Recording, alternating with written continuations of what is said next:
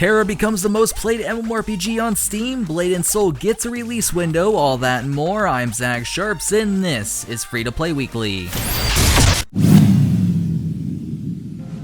Having already launched on early access via Steam, Above and Beyond Technologies believe they're ready to release their open world sandbox sci-fi MMORPG, The Repopulation, Q4 of this year.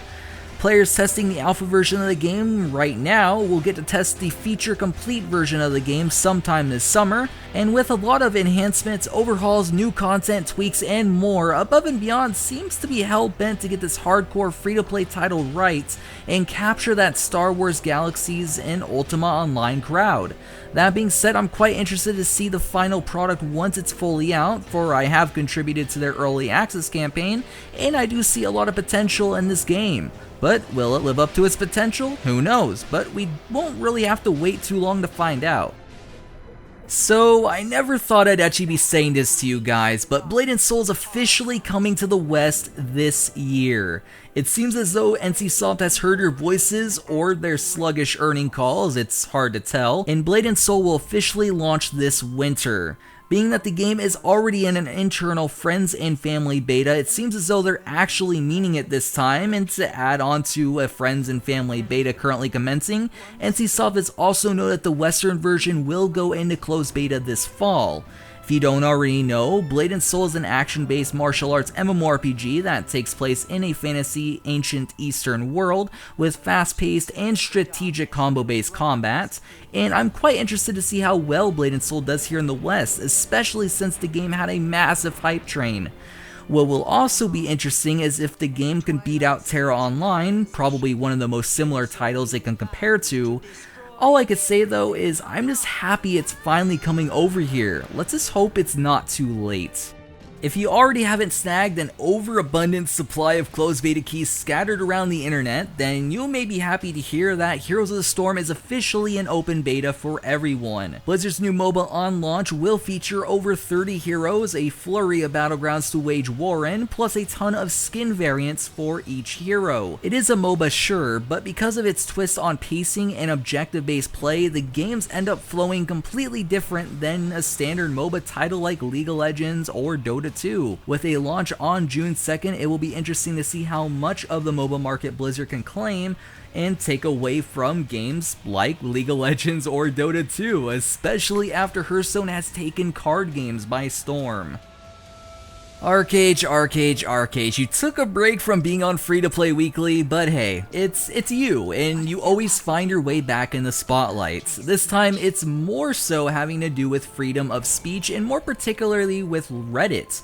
On a subreddit for ArcheAge, a moderator by the name of NSA Surveillance posted a new changes, new rules thread that stated he would ban any talk of the game being pay to win, and even utilizing a bot to help with moderation. The thread has already been locked down, some comments deleted, and NSA Surveillance noted that fixes can be made if you think we've done it the wrong way. Overall, this speaks highly of ArcheAge's history in the negative spotlight. If anything can go wrong, it will go wrong. If something could cause controversy, it will cause controversy. Which brings us to the question of the week. Last week on the show, I asked, what is your favorite MOBA to watch? A user by the name of Joseph stated the following: my favorite MOBA to watch has to be Smite. Though it's not as big as League of Legends or Dota 2, it's the most unique. It's dynamic with its third-person view, based in real-world mythology with playable gods of multiple pantheon, and most of all, a heck of a ton of fun to play and watch. Now, I'm not saying that Dota and League of Legends are bad, I'm just saying Smite is a unique MOBA that's different and interesting enough to make watching it a unique experience. Thanks for your response, and if you want your comment possibly featured in next week's episode, make sure to leave a comment down below. This week's question is on MMO subreddits. Should players be able to discuss pay to win or restrict criticisms to only improve the gameplay, or just no criticism at all? I'm curious to see what your guys' take on this will be, mainly due to the fact that I feel pay to win should always be open for discussion, so long as those discussions stay civilized. For our last news story of the week, when you think of what the most popular free-to-play MMORPG on Steam is, what comes to your mind? Well, the answer apparently is Tera Online, because this week it marked its territory on the #1 spot for most concurrent users playing at one time. Since launching on Steam, en masse passed the 4.5 million accounts mark in North America and the 20 million accounts milestone worldwide. In response to this, Patrick Sun, a producer of Tera, stated the following: En Masse Entertainment would like to thank our loyal and enthusiastic Tera Online community. Their support and feedback has helped Tera continue to kick ass.